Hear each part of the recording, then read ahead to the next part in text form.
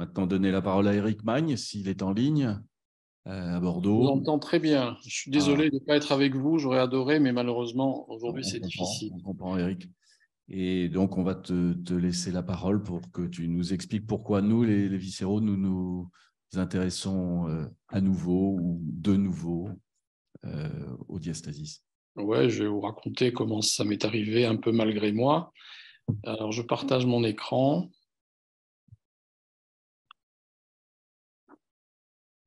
Ça marche? Ça va marcher. Voilà. Et toi, en plein écran? Moi, voilà, je suis en plein écran. C'est bon, ça marche Bien bien. de votre côté. Alors, on va. Oui, donc, le diastasis, euh, bon, ça se définit par une. Attendez, il faut que j'efface cette. J'ai mon écran qui est caché par euh, les, les, les vignettes.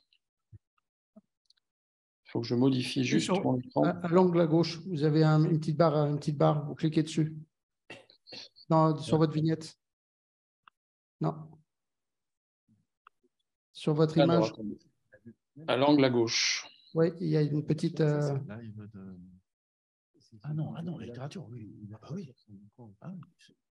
Vous voyez, c'est le cartouche en fait avec les affichages des orateurs.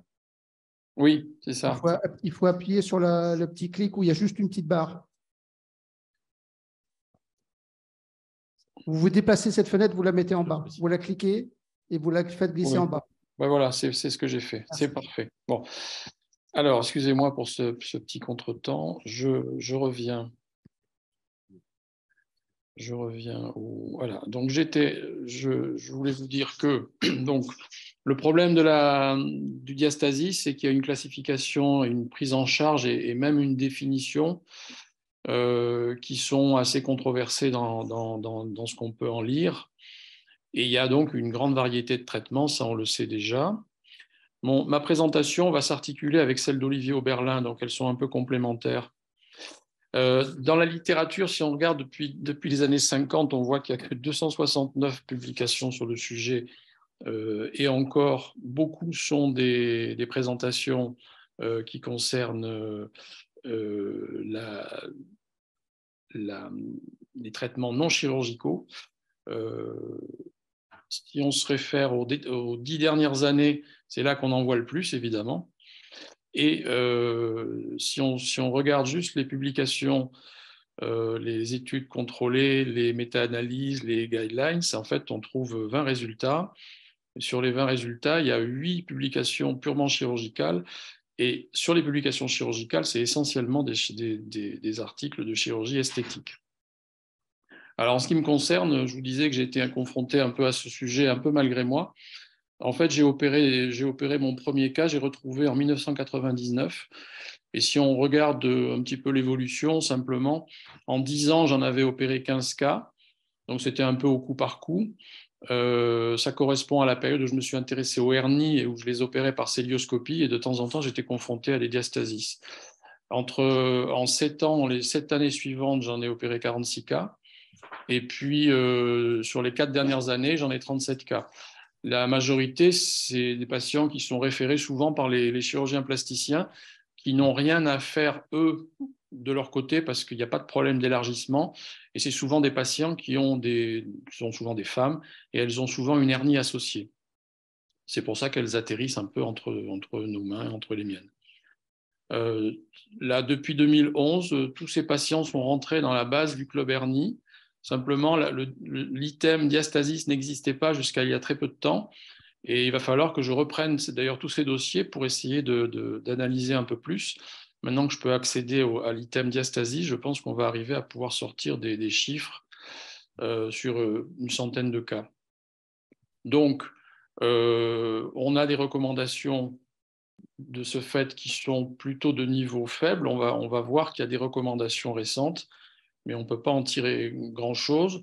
Et du coup, ce qui est très important, c'est de faire participer le patient à la décision. C'est un concept un peu moderne mis en avant par notre ministère de la Santé, la décision médicale partagée. Ça fait partie des orientations prioritaires pour les 3 ans qui viennent pour notre formation de chirurgiens, toutes spécialités confondues. Et donc, plus que jamais, il faut discuter, expliquer, faire participer le patient aux données factuelles et à l'expérience qu'on en a. Alors, ce qui est intéressant, c'est que les patients arrivent toujours un petit peu avec les mêmes schémas, les mêmes plaintes. Et si on réussit bien notre contact avec le patient, on doit être capable à l'arrivée d'avoir une réponse à la question « Que voulez-vous que l'on fasse, monsieur ou madame ?» Alors c'est souvent madame.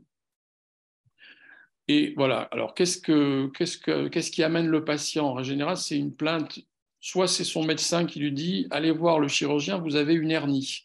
Alors ils arrivent avec leur hernie, puis on leur dit en général, ils se plaignent de rien, mais ils ont juste peur d'avoir un problème de hernie, de complications de hernie. Ensuite, c'est le cran suivant, c'est « Docteur, mon ventre est moche, j'ai une boule, j'ai une hernie, j'ai le ventre gonflé. Comme disait notre collègue tout à l'heure, tout le monde pense que je suis enceinte. Je ne veux pas rester comme ça. » Et puis, l'étape ultime, c'est non seulement mon ventre est moche, déformé, etc., mais en plus, je n'ai plus de force dans mes abdominaux, ou j'ai des douleurs abdominales sur ma paroi, ou je suis constipé depuis que mon ventre est déformé. Voilà un petit peu le tout venant. Alors, je vous parlais de recommandations. On en a effectivement depuis 2021, c'est récent. Bon, on va voir que c'est un peu décevant, mais il faut en faire état. Alors, on prend les choses l'une après l'autre. L'anatomie, on sait que la ligne blanche, physiologiquement, est plus large au-dessus de l'ombilic qu'au-dessous, et qu'elle est plus épaisse au-dessous qu'au-dessus de l'ombilic. Ça, c'est classique.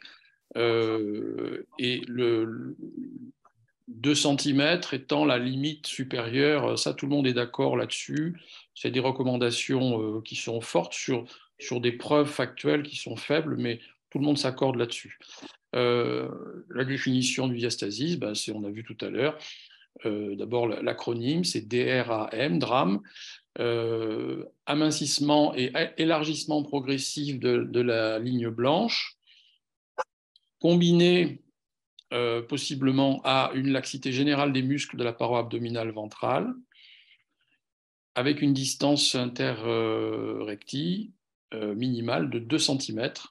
Donc ça, c'est là aussi, les recommandations sont assez fortes pour appliquer cette définition. Et il faut toujours préciser que dans le diastasis, bien entendu, il n'y a pas de rupture de l'aponévrose, donc il n'y a pas de hernie, quoi. C'est pas pareil, c'est pas la même pathologie initialement. Alors, l'étiologie, on en a parlé, la grossesse, l'obésité, c'est beaucoup d'hommes, et les interventions certaines interventions chirurgicales antérieures qui peuvent probablement, par le biais de rupture de section de nerfs ou de fragilisation de muscles, occasionner un diastasis. Alors, les études ont montré que la laxité myofaciale associée au diastasis est à la fois verticale et horizontale, et elle peut impliquer toute la paroi abdominale antérieure avec la ligne semi-lunaire incluse. Ça, c'est une autre étude qui montre que l'étirement de la ligne blanche, elle est limitée. Elle ne peut pas dépasser trop les 5 cm. Après, elle se rompt. Et quand ça dépasse 6 cm, c'est souvent que la gaine des droits est étirée elle-même. Puis ça, c'est une étude intéressante qui montre que chez les femmes avec leur grossesse, en fait, elles ne récupèrent jamais totalement leur abdomen. On constate que quand il y a un diastasis, la distance interrectie ne revient jamais tout à fait à la normale. Et la force des muscles est toujours un petit peu diminuée, même 6 mois après le postpartum, quand on considère qu'elles auraient dû récupérer. Le diagnostic se fait à l'anamnèse et à l'examen physique. C'est un abdomen médian à l'inspection. L'examen physique, lui, confirme le diagnostic, donc le renflement de la ligne médiane au-dessus de l'ombilic souvent, mais parfois au-dessous. les manœuvres d'élévation du membre inférieur ou de contraction des abdominaux pour se relever. Les examens complémentaires ne sont pas indispensables pour faire le diagnostic. Par contre, on s'en sert pour mesurer la distance interrectile avant l'intervention, pour avoir des critères un petit peu objectifs. Et puis aussi, en post-opératoire, ça permet d'évaluer le résultat. Donc ça, c'est des forces de recommandation qui sont plutôt faibles. Alors, les classifications, je passe très vite sur ces 3 classifications, NAAS, RAT et BIR, qui ne sont pas très pratiques et qui ont été supplantées par la classification que propose le HS en 2021, qui classe en fonction du statut post-grossesse, de la largeur de la séparation des muscles et de la présence ou non d'une hernie concomitante. Et ça nous intéresse beaucoup plus, puisque nous, en tant que viscéraux, on est confrontés beaucoup à la concomitance de la hernie. Les indications chirurgicales, ça tient compte des symptômes et de l'examen. L'indication, c'est quand il y a une gêne, plus ou moins douloureuse, au niveau du défect, qui est souvent exacerbée par les mouvements. Quand il y a une perte de puissance significative des muscles abdominaux, ça, ce sont des réelles plaintes. Et puis, quand il y a des déformations importantes chez des patients qui sont souvent jeunes, voilà. Et puis après, le stade ultime, c'est quand il y a une hernie associée, une hernie ombilicale souvent, et on sait, avec des niveaux de preuve assez faibles aussi, mais c'est intuitif, que la correction d'une hernie ombilicale sans correction du diastasis est souvent associée à une récidive due à la mauvaise qualité des tissus environnants. Donc, il faut en tenir compte sûrement dans le raisonnement de l'indication. Alors, il y a des traitements non chirurgicaux, mais on passe très vite parce que il n'y a aucune preuve que ça fonctionne. C'est tout ce qui est kinésithérapie et dérivé. Par contre, avant une prise en charge, quand on hésite un petit peu, on peut considérer que ça peut être intéressant de tenter ces traitements pour voir si ça satisfait le patient avant de passer à quelque chose de plus lourd. Les traitements chirurgicaux eux-mêmes, alors pour les comprendre, il faut revoir un petit peu comment on classe la position des prothèses de parois, nous autres digestifs. Alors il y a les deux extrêmes qui portent le même nom, onlay, c'est la prothèse intrapéritonéale et la prothèse sous-cutanée. Quand c'est une prothèse intrapéritonéale, en fait on appelle ça la technique IPOM. Lorsque c'est en sous-cutané, on verra avec Olivier Oberlin, il y a toute une kyrielle d'acronymes qui décrivent en fait toute la même technique. Alors j'ai un petit faible pour l'acronyme DREAM, puisque c'est celui qu'a choisi mes amis de l'Institut de la hernie présents, donc je les ai mis en premier. Alors après, vous avez les abords rétro-péritonéaux avec la technique TAP, et puis la classique technique rétromusculaire bien connue par les élèves de Rive et qui est toujours valable actuellement. Voilà un petit peu comment ça marche au point de vue de la position des prothèses. Ça éclairera un petit peu le travail d'Olivier Oberlin aussi tout à l'heure. Alors, les traitements chirurgicaux, quand il n'y a pas de hernie associée, on peut utiliser une plicature de la ligne blanche, alors avec ou sans renfort prothétique. Ça, les plasticiens nous ont démontré depuis longtemps qu'on n'avait pas forcément besoin de renfort. Nous, on a tendance à en mettre parce qu'on a peur que ça relâche après. Est-ce qu'on a raison? Je ne sais pas. L'abord peut être ouvert, peut être laparoscopique. Les études, malheureusement, il n'y en a pas. Elles sont très rares et en général, elles sont de faible qualité, en tout cas pour le moment. Je pense que l'Institut de la hernie va certainement nous promettre, nous faire connaître un petit peu des résultats, et ça peut être intéressant. Moi, je vais essayer aussi de travailler sur mes résultats, mais pour le moment, je n'ai rien à vous proposer. Donc, il faut un processus de décision partagée entre le patient et le chirurgien. Les sutures et la technique de suture, il n'y a pas de recommandation très nette. Tout ça, c'est des recommandations faibles. Quand il y a une hernie, on a tendance à réparer par un renfort. parce que c'est recommandé par les sociétés de chirurgie de la hernie, sauf si les hernies sont très petites, auquel cas l'applicature peut être suffisante. Et puis alors, il y a d'autres approches différentes de ce qui est proposé pour les hernies qui se sont développées. Je vous ai parlé des techniques sous-cutanées, donc je vous redonne les acronymes. J'insiste pas, on vous montrera tout à l'heure des images, je pense, avec Olivier. Voilà, tout ça, c'est des recommandations faibles. Les compléments des traitements chirurgicaux, c'est les ceintures abdominales qui ne sont pas du tout thérapeutiques, mais qui donnent un confort post-opératoire, qui réduisent le stress, qui n'ont malheureusement aucun effet sur la formation des sérums ou sur la fonction respiratoire. Il n'y a aucun programme de rééducation qui a été utilisé dans le monde et qui ait fait ses preuves. Bon, ça, je passe très vite, vous avez compris. Alors, l'état des lieux, c'est que si on reprend cette revue de la littérature de 2017, c'est une méta-analyse avec 20 articles, plus de 1600 patients. On a 85% actuellement des patients qui sont opérés par voie ouverte, avec des techniques de type plicature, plus mise en place d'une prothèse rétromusculaire type Rive. Ça, ce n'est pas quelque chose de très fréquent.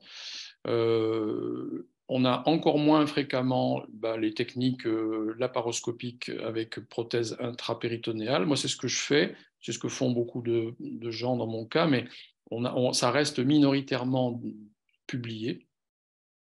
Et puis, il y a des techniques dérivées de chevrel. Voilà, cette technique, donc la technique finalement de Rive reste la plus employée quand elle est utilisée par voie ouverte. Et puis, bien entendu, il y a surtout toutes les plasties abdominales pour lesquelles, de temps en temps, moi, je suis convoqué, entre guillemets, amicalement par mes plasticiens parce qu'ils veulent conjointement réparer une hernie et ils ne veulent pas y toucher, donc ils s'occupent de la peau, moi je m'occupe de la hernie. Là, c'était pour vous montrer comment c'était quand on mettait une prothèse pour renforcer la paroi en sous-cutané. C'est des prothèses très fines. Voilà, les complications, je passe très vite parce qu'il y en a très peu. Il y a des sérums, il y a quelques infections, mais c'est minoritaire. C'est des chirurgies assez étonnamment peu productrices de complications. Par contre, ça fait très mal, notamment quand on met des prothèses en célioscopie.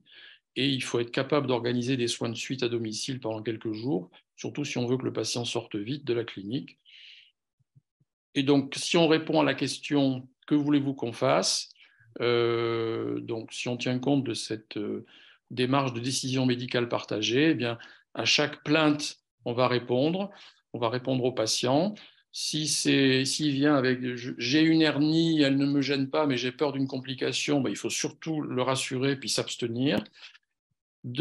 Si c'est quelqu'un qui a des déformations d'ordre esthétique ou des désordres fonctionnels, il faut surtout ne pas opérer les obèses ou les patients trop âgés parce qu'on ne va pas leur rendre service. Et puis discuter d'une indication dès qu'il s'agit d'un patient plus jeune, qui sera souvent une femme. Et dans ce cas-là, si un tablier abdominal ou un abdomen disgracieux, des bourrelets, des vergetures, il faut impérativement un avis esthétique et il faut faire un plan de traitement conjoint avec l'accord de la patiente à l'arrivée. Voilà. Et puis, bien entendu, s'il y a une plastie abdominale indiquée, c'est l'indication idéale d'un traitement par laparotomie complet. Dans tous les autres cas, un abord laparoscopique peut être utilisé, alors avec ou sans assistance robotique. Olivier va peut-être nous en parler. Voilà. Et les hernies, évidemment, sont des bonnes indications à la réparation du diastasis parce que, effectivement, le diastasis peut favoriser les récidives de hernie. Voilà, ça je vous l'ai déjà dit et j'ai à peu près fait le tour de ce que je voulais vous dire. Merci beaucoup. Merci pour votre présentation très claire. Et alors, avant d'aller dans les discussions d'ordre technique, je voudrais revenir sur le début de votre présentation, en particulier l'augmentation de la bibliographie dans les dernières années. ça correspond à on va dire, la création d'une activité plus centrée sur cet aspect du diastasis, ou est-ce qu'il y aurait une augmentation ou de la prévalence, ce qui serait peut-être surprenant, mais de l'incidence, c'est-à-dire de cas qui se signalent, soit par les symptômes, soit pour des raisons esthétiques, qui ont fait qu'il y a une multiplication actuellement des indications. Quel est votre avis? Bien sûr, la discussion est ouverte sur le sujet. Alors, je n'ai pas d'avis universitaire à donner, mais disons qu'intuitivement, on a l'impression que les patients, notamment les patientes, se préoccupent un petit peu plus d'elles-mêmes lorsqu'elles sont en fin de grossesse. On leur dit que des traitements existent. Autrefois, je pense qu'elles étaient très résignées sur le fait que c'est comme à une époque, l'incontinence urinaire, on mettait des protections et puis on passait, on disait rien. Là maintenant, les femmes, elles osent dire que ça va pas, même certains hommes d'ailleurs. Et puis, nos collègues plasticiens, pareil, recherchent un petit peu plus la perfection. Et souvent, ils sont confrontés à des patientes qui n'ont manifestement pas besoin de plastie abdominale de quelque manière que ce soit, parce qu'il n'y a pas d'excédent cutané. Et dans ces cas-là, ils nous les réfèrent pour des traitements de hernie. Et ils nous disent, mais ce n'est pas une hernie, mais est-ce que tu sais, la patiente, elle se plaint vraiment, est-ce que tu ne pourrais pas faire quelque chose? Moi, c'est comme ça que j'y suis arrivé, puisque j'ai commencé, une des patientes déclenchantes chez moi, c'est l'épouse d'un plasticien qui m'a demandé d'opérer sa femme parce qu'elle ne supportait plus son ventre. Elle avait rien, elle avait une petite hernie ombilicale. À une époque, et beaucoup de mes collègues à l'époque disaient, c'est pas à opérer. Hubert Joannet. Oui, ce qui est clair, me semble-t-il, dans l'activité quotidienne, c'est qu'il y a une demande sociétale absolument croissante. J'ai d'ailleurs fait de communication ici à la tribune il y a quelques années où, dans le PMSI, le nombre de cures de hernie ombilicale augmentait de 25%. Pourquoi? Parce que, d'une part, les hernies ombilicales, tout le monde s'en moquait avant. Les médecins traitants s'en foutaient. Les chirurgiens, il n'y avait pas de demande, donc ils n'avaient pas tellement de raison de s'en occuper. Il y a également une demande esthétique, comme ça vient d'être dit, de la part de la population. Globalement, la population veut que son ventre soit plat, beau, alors, ce qui n'était pas une demande, en tout cas vue par nous en consultation chirurgiens viscéraux, importante il y a plusieurs années.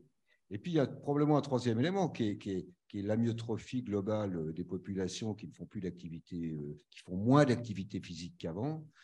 Et tous ces éléments font que ça devient pour nous une problématique parce que traiter une hernie ombilicale, ça ne nous pose pas de problème, bien qu'on ne soit même pas d'accord entre nous sur les techniques. Mais lorsqu'il existe un diastasis associé, c'est là qu'on s'est mis à s'y intéresser, alors qu'on n'avait avant aucune raison de s'y intéresser. Et je crois qu'on est soumis à une demande à laquelle on doit répondre, ou ne pas répondre d'ailleurs, comme l'a très bien précisé Eric. Je crois aussi que les femmes sont plus sensibilisées au problème, notamment après l'accouchement. Je trouve que dans les patientes qu'on voit qui nous parlent de leur grossesse, elles ont toutes eu un programme de rééducation de leurs abdominaux dans la période du postpartum, exactement comme leur programme, adossé à leur programme de rééducation périnéale. Et du fait de l'accès à l'imagerie, ce diagnostic est bien plus souvent posé, voire encouragé. D'ailleurs, il suffit de voir que dans les recommandations récentes concernant la prise en charge du diastasis en Suède, de recommandation 2021, les Suédois imposent maintenant, pour qu'un diastasis puisse être pris en charge, un diastasis de la femme jeune, ils imposent un délai de 2 ans après l'accouchement. Pendant ces 2 années, aucune solution chirurgicale n'est acceptable, en dehors d'un problème hernière associé.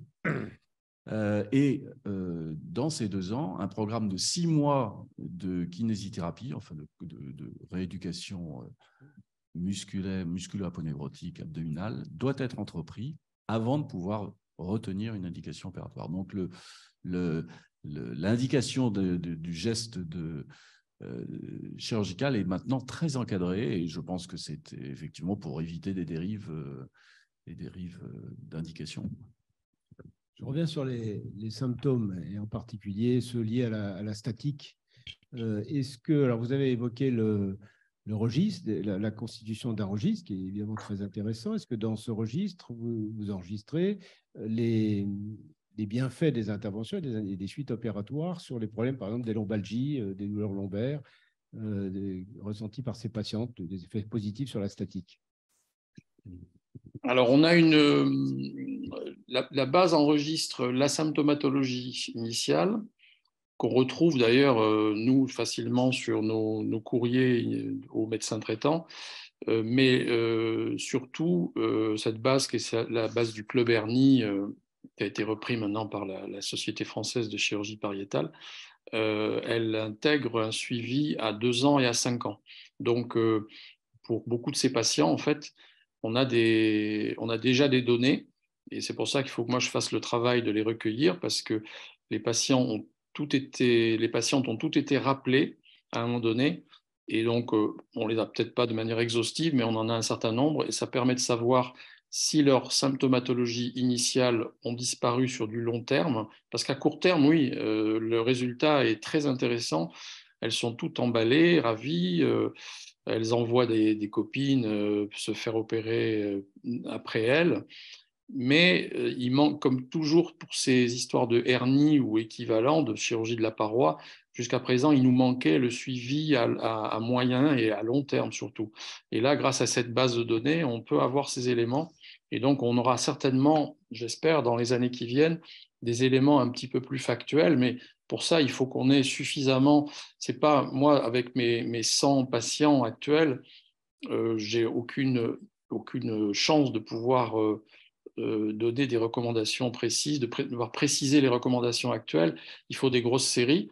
Et je pense que comme ça devient quelque chose de plus banal, on est en train en tout cas de faire en sorte avec quelques collègues de faire connaître cette technique. Et je remercie beaucoup Jean-Pierre de l'organisation de cette session. Je pense qu'on aura plus vite des données un peu plus robustes. Dans les augmentations de l'incidence, il y a aussi les conséquences de la chirurgie bariatrique. Ça avait été, alors c'est peut-être ça sur lequel tu voulais intervenir, Hubert.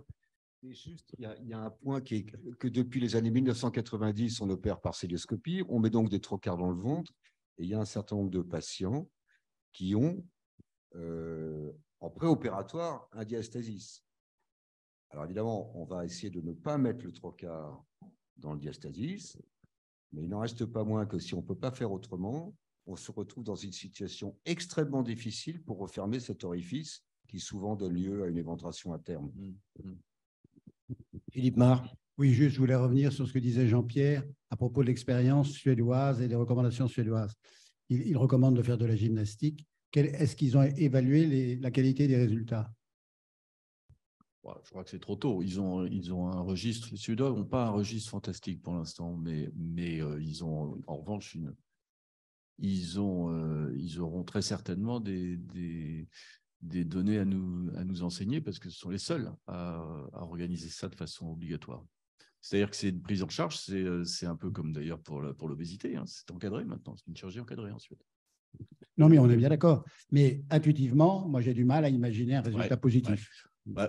Ça participe quand même probablement à la qualité du résultat. C'est sûrement pas suffisant, mais c'est peut-être nécessaire, effectivement. Oui, Gérard Morvan pour une dernière question. Oui, on sait que pour la statique pelvienne, la statique de la colonne vertébrale, la dimension antéro-postérieure du bassin, une grande incidence pelvienne, va favoriser les hyperlordoses. Est-ce qu'il y a des morphotypes qui font plus de diastasis des grands droits que d'autres, mais ça paraît effectivement très, très intéressant.